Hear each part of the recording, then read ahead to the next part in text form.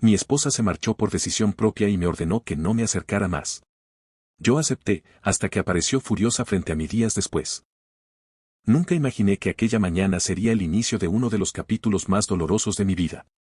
La rutina parecía normal, el café humeante en la mesa, el silencio entre nosotros que ya se había vuelto costumbre, y esas miradas que evitábamos porque sabíamos que en ellas había demasiadas preguntas sin respuesta. Fue entonces cuando mi esposa, con una calma que me resultó insoportable, me dijo las palabras que todavía resuenan en mi cabeza: me voy. He tomado la decisión de marcharme, y te pido, por favor, que no me busques. En un principio pensé que era un arranque, uno de esos impulsos que surgen tras una discusión fuerte, pero su tono no dejaba lugar a dudas. Ella hablaba con frialdad, como si ya lo hubiera planeado durante semanas, quizá meses. No gritó, no lloró, no dudó, simplemente anunció su partida. Esa serenidad me partió en dos, porque me hizo entender que su decisión estaba tomada desde hacía mucho y yo, ciego por costumbre, no lo había visto venir. Quise responder, detenerla, preguntarle qué había fallado, pero mi voz se quebró antes de salir de mi garganta. Me limité a observar cómo recogía sus cosas en silencio, doblando la ropa con una paciencia dolorosa, como si cada prenda fuera un testimonio de los años que habíamos compartido y que en cuestión de minutos se reducirían a recuerdos guardados en una maleta. No hubo abrazos de despedida, ni un último beso. Solo una frase final que me dejó helado: no me busques, no me llames, no intentes saber de mí. Déjame ir. Y aunque todo en mí quería correr tras ella, aferrarme a su mano y suplicarle que se quedara, algo dentro de mí se quebró de tal forma que lo único que pude hacer fue asentir en silencio. La puerta se cerró con un golpe seco, y el eco en la casa vacía fue más fuerte que cualquier grito. De pronto, los muebles, las paredes y hasta los retratos parecían burlarse de mí. El hogar que habíamos construido ya no era más que un escenario frío en el que yo interpretaba el papel de un hombre derrotado. Ese día entendí que el silencio puede ser más cruel que cualquier insulto, y que aceptar una despedida sin pelear es una de las cosas más duras que alguien puede hacer. Me quedé ahí, en medio de la sala, rodeado de recuerdos y con una sensación de vacío que me consumía. No tenía fuerzas para correr tras ella, y aunque mi corazón gritaba lo contrario, respeté su voluntad. No la busqué. Los días siguientes a su partida fueron un infierno silencioso. La casa, que alguna vez estuvo llena de su risa, de su voz contándome cualquier cosa sin importancia, ahora se había convertido en un mausoleo de recuerdos. Me despertaba en la madrugada esperando escuchar sus pasos en el pasillo o el ruido de la llave en la cerradura, pero lo único que encontraba era un silencio sepulcral que me envolvía y me recordaba que ella ya no estaba. El primer amanecer sin ella fue insoportable. Me levanté por costumbre a preparar café, como siempre lo hacía para los dos, pero cuando serví la segunda taza caí en la cuenta de que ya no había nadie que la bebiera. Dejé el pocillo sobre la mesa y lo vi enfriarse poco a poco, hasta que se volvió un charco oscuro, símbolo perfecto de la ausencia que me consumía. Ese pequeño detalle, tan insignificante para cualquiera, fue suficiente para romperme en llanto. El vacío se notaba en todas partes. Su cepillo de dientes ya no estaba en el baño, su ropa había desaparecido del closet, la cama parecía más grande y fría. Pero lo peor no era la falta de objetos, sino la falta de ella, de su presencia, de esa costumbre de escucharla hablar aunque no dijera nada trascendental. Me sentía como un extraño en mi propia casa, caminando por pasillos que parecían más largos y habitaciones que se habían vuelto enormes en su soledad. Intenté refugiarme en la rutina. Me concentré en el trabajo, en limpiar, en ordenar cosas que nunca había tocado. Pero la realidad es que, por más que tratara de distraerme, siempre había un momento en el que me detenía y la buscaba inconscientemente con la mirada, como si pudiera aparecer de repente en la puerta con esa expresión entre seria y tierna que siempre tuvo. Y entonces el golpe era doble, no solo no aparecía, sino que recordaba que ella misma me había prohibido buscarla. Esa orden me pesaba como una cadena. No me busques, no me llames, no intentes saber de mí. La repetía en mi mente una y otra vez, como si fuera un mandato que no debía romper. Y aunque mi corazón me pedía lo contrario, me obligaba a cumplirlo. Sentía que si la desobedecía la perdería aún más, como si hubiera un último rastro de respeto hacia nuestra historia que debía mantener intacto. Cada noche era peor que la anterior. Me acostaba mirando al techo, con los ojos abiertos en la oscuridad, esperando un milagro que nunca llegaba. Me preguntaba dónde estaba, si pensaba en mí, si realmente había cerrado esa puerta para siempre. La soledad no solo dolía, también me hacía cuestionar cada detalle de nuestro pasado: en qué momento dejé de ser suficiente, cuándo dejó de amarme, por qué decidió que lo mejor era huir sin darme una oportunidad de luchar. El vacío se convirtió en mi sombra. Me acompañaba a todas partes, desde el momento en que despertaba hasta el instante en que lograba dormir agotado de tanto pensar. Y aunque trataba de convencerme de que el tiempo curaría la herida, en el fondo sabía que no había cicatriz posible cuando la persona que más amas decide borrarse de tu vida. Con el paso de los días comprendí que el dolor no siempre grita. A veces se instala en silencio, se acomoda en cada rincón de tu alma y te acompaña como un huésped indeseado que nunca se marcha.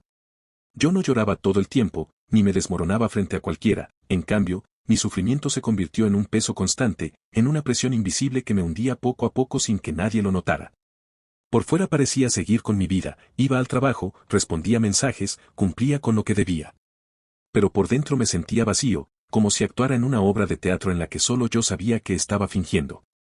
Me sonreía frente al espejo algunas mañanas para convencerme de que podía seguir adelante, pero esa sonrisa era tan falsa que a veces me daban ganas de golpear mi propio reflejo. El dolor silencioso es el peor, porque no tienes a quien contárselo. Si alguien me preguntaba cómo estaba, respondía con un simple bien, cuando en realidad tenía un nudo en la garganta que me impedía respirar. No quería parecer débil, ni despertar lástima, así que guardaba todo para mí. Esa carga me consumía en soledad, en noches interminables en las que mi única compañía eran los recuerdos que ella había dejado impregnados en cada rincón de la casa. Respetar su decisión de no buscarla era una tortura diaria. Cada vez que sonaba mi teléfono, mi corazón latía con fuerza, esperando que fuera ella, pero nunca lo era. Cada vez que veía una silueta parecida en la calle, mi instinto me empujaba a correr tras esa persona, aunque al acercarme descubriera que no era mi esposa. Vivía atrapado en una contradicción, necesitaba verla, escucharla, tocarla, pero al mismo tiempo me repetía su orden como un mantra cruel: no me busques, no me llames, no intentes saber de mí. El silencio entre nosotros no era natural. No era como esos descansos en los que cada uno está ocupado en lo suyo, sino un silencio impuesto, brutal, lleno de ausencias y preguntas sin respuesta. Y en ese vacío, mis pensamientos se volvían cada vez más oscuros. Empecé a preguntarme si tal vez ella ya tenía a alguien más, si su decisión de marcharse no fue solo un arranque, sino el resultado de un plan cuidadosamente trazado. Esa idea me consumía, me desvelaba, me arrancaba la poca paz que intentaba construir. El dolor me llevó a aislarme. Dejé de contestar llamadas de amigos, de salir los fines de semana, de interesarme por lo que pasaba afuera. Todo me parecía inútil. ¿Para qué reír? ¿Para qué distraerse, si la persona con la que quería compartir cada instante me había abandonado? Mis días eran un reflejo de mi mente, grises, repetitivos, sin rumbo. Y, sin embargo, lo más extraño era que en medio de todo ese sufrimiento había una especie de aceptación resignada. Como si hubiera entendido que amar también significaba respetar su decisión, aunque me destruyera. No buscarla era mi manera de demostrarle que la seguía amando, aunque ese amor me estuviera matando lentamente. Era un sacrificio silencioso, un dolor que no compartía con nadie, pero que latía en cada rincón de mi ser. Ese fue mi tormento, un dolor callado, invisible para los demás, pero tan real y tan pesado que cada día me costaba un poco más levantarme de la cama. Con el paso de las semanas empecé a desgajar mi vida en fragmentos, buscando qué parte había fallado para que ella decidiera marcharse sin mirar atrás. Repetía conversaciones, revivía gestos y examinaba cada decisión compartida como un investigador que rastrea pistas. Todo lo que antes era natural, decisiones conjuntas, planes, bromas, ahora se mostraba con una nitidez cruel que me acusaba. Me preguntaba si había sido mi falta de atención, mis silencios o la monotonía de los años la que la empujó a tomar esa determinación. Pensé en las noches en las que trabajé hasta tarde sin contestar sus mensajes, en los fines de semana que preferí descansar solo. ¿Cuántas pequeñas omisiones componen una ruptura? ¿Cuánto pesa la acumulación de palabras no dichas? También revisité los momentos felices intentando hallar la semilla de la distancia. Recordé viajes, cenas improvisadas, risas en la cocina, y me pregunté si detrás de esas alegrías había una insatisfacción que no supe ver. A veces quería creer que éramos cómplices, otras, la duda me atravesaba como un frío que no cesaba.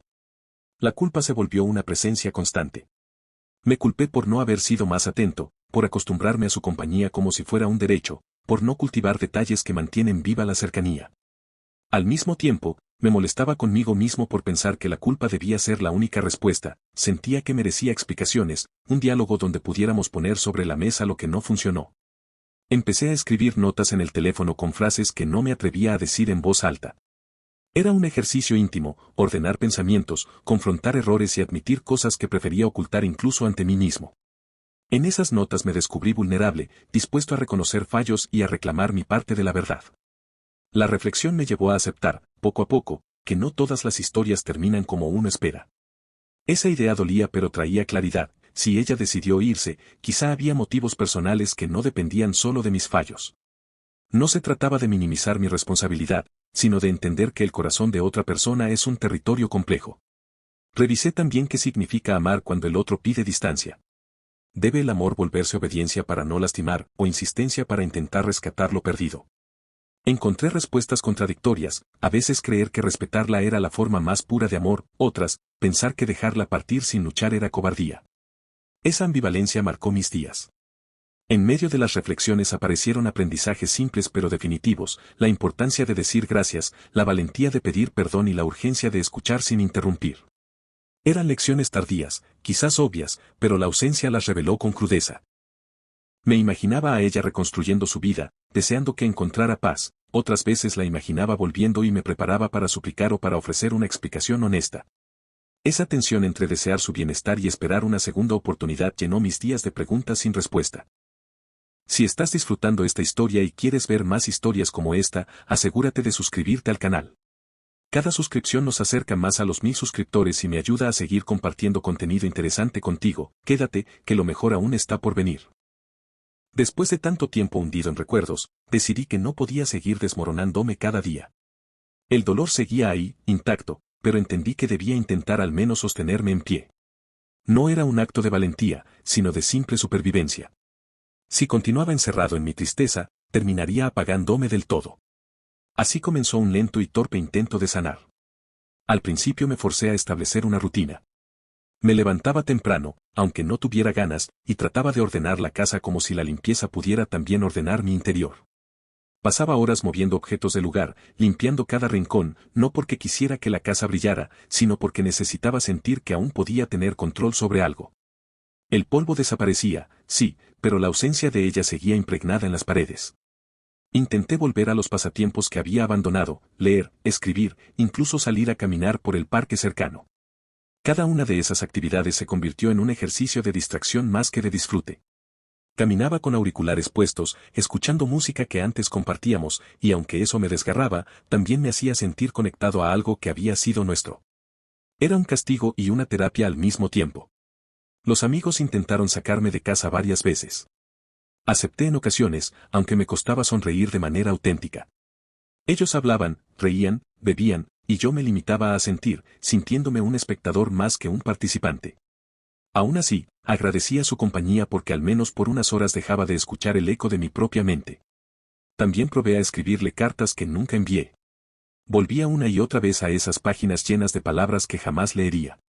Le pedía perdón por mis errores, le contaba cómo me sentía, le decía que aún la amaba. Luego doblaba el papel y lo guardaba en un cajón. Quizá escribir era mi forma de mantener viva una conversación que ella había cancelado de manera definitiva. Intentar sanar no era lineal. Había días en los que creía haber dado un paso adelante, y al siguiente me encontraba llorando sin consuelo por un recuerdo mínimo, el olor de un perfume en la calle, una canción en la radio, una pareja tomada de la mano. Comprendí que sanar no significaba olvidar, sino aprender a vivir con la ausencia sin que me destrozara a cada instante. Me repetía que debía ser fuerte, aunque en el fondo me sintiera débil. Cada pequeño avance, preparar una comida para mí solo, dormir sin llorar, pasar un día sin pensar tanto en ella, era un triunfo silencioso. No eran grandes logros, pero en medio de la tormenta se sentían como victorias. Por primera vez, empecé a aceptar la posibilidad de seguir adelante sin ella. No porque dejara de amarla, sino porque entendí que no podía quedarme atrapado eternamente en un pasado que no volvería. Sin embargo, esa débil esperanza de reconstrucción se quebraría pronto, cuando la vida me sorprendió con lo que jamás imaginé, su regreso, no con ternura, sino con una furia inesperada. Pasaron varios días en los que comencé a convencerme de que poco a poco podría recuperar algo de calma. No era felicidad, tampoco resignación completa, pero sí una especie de equilibrio que me permitía respirar sin sentir que el mundo se me caía encima. Justo cuando empezaba a aceptar su ausencia como definitiva, la vida decidió darme un giro que me dejó paralizado. Era una tarde cualquiera. Estaba sentado en la sala, leyendo sin demasiada concentración, cuando escuché unos golpes fuertes en la puerta. No era el timbre, era un golpeteo insistente, casi violento, que retumbaba en toda la casa. Mi primera reacción fue de sobresalto, pensé que podía tratarse de un vecino con alguna urgencia o, incluso, de un desconocido. Nunca, ni en mis peores ni en mis mejores pensamientos, imaginé que sería ella. Cuando abrí la puerta, el aire se me escapó del pecho. Ahí estaba mi esposa, la misma que me había pedido con voz fría que no la buscara, la que había cerrado la puerta detrás de sí sin mirar atrás. Pero esta vez su rostro no mostraba calma ni indiferencia, sino una furia desbordada. Sus ojos brillaban de rabia, su respiración era agitada, y apenas me vio empezó a reclamarme con una intensidad que me dejó atónito. No alcancé a pronunciar su nombre cuando ya estaba señalándome con el dedo, acusándome de cosas que no entendía. Su voz se elevaba con cada palabra, como si estuviera cargando un dolor acumulado que necesitaba explotar. Yo, en shock, apenas podía escucharla. La imagen de su regreso me había perseguido durante semanas, pero siempre la imaginé entrando con lágrimas o arrepentimiento, nunca con tanta ira. El corazón me latía desbocado. Parte de mí quería abrazarla, detener aquella tormenta y pedirle que me explicara qué la había hecho volver así. Otra parte se sentía herida, incluso molesta. ¿Cómo era posible que después de pedirme que no la buscara, apareciera de la nada para enfrentarme con esa furia? Su voz se mezclaba con mis pensamientos, y yo apenas lograba captar fragmentos, reproches por decisiones pasadas, acusaciones sobre actitudes mías que según ella habían sido intolerables, cuestionamientos que nunca me había hecho mientras estuvo conmigo. Era como si hubiera guardado todo ese enojo en silencio y lo estuviera liberando de golpe frente a mi puerta. Yo permanecía quieto, incapaz de reaccionar del todo. El simple hecho de verla de nuevo me provocaba una mezcla de alivio y miedo. Alivio, porque había vuelto, porque estaba ahí, a pesar de todo. Miedo, porque no sabía qué buscaba realmente con aquel regreso, un cierre definitivo, una guerra verbal, o, en el fondo, una reconciliación disfrazada de ira. Lo único que sabía con certeza era que el momento que tanto había imaginado había llegado, pero en una forma que jamás hubiera anticipado. Mi esposa había vuelto, sí, pero no era la mujer que recordaba, sino una versión distinta, incendiada por sentimientos que yo aún no alcanzaba a comprender. Y esa sorpresa, más que alegrarme, me dejó helado. El choque fue inevitable. Apenas cruzamos miradas en el umbral de la puerta, comprendí que aquella visita no era un simple desahogo, era un enfrentamiento que llevaba tiempo gestándose en su interior. Ella entró sin esperar invitación, como si la casa aún le perteneciera, y yo me quedé inmóvil, tratando de asimilar que la misma mujer que me había prohibido buscarla ahora irrumpía furiosa en mi vida. ¿De verdad pensaste que podía seguir así, como si nada? Me gritó con los ojos encendidos. No entendía a qué se refería. Balbuceé un no sé de qué hablas, pero su enojo arremetió como una ola imposible de contener. Me acusó de indiferencia, de haber permitido que nuestra relación se marchitara poco a poco. Me recordó momentos que yo había minimizado, conversaciones en las que no le presté atención, decisiones que tomé sin consultarla, silencios que ella interpretó como desinterés. Era como si cada herida que nunca mencionó estuviera ahora sobre la mesa, afilada y lista para desgarrarme. Yo intentaba defenderme, pero mis palabras parecían más débiles que sus reproches. Respeté tu decisión de irte, de no buscarte, alcancé a decir con la voz quebrada. Ella me interrumpió con furia.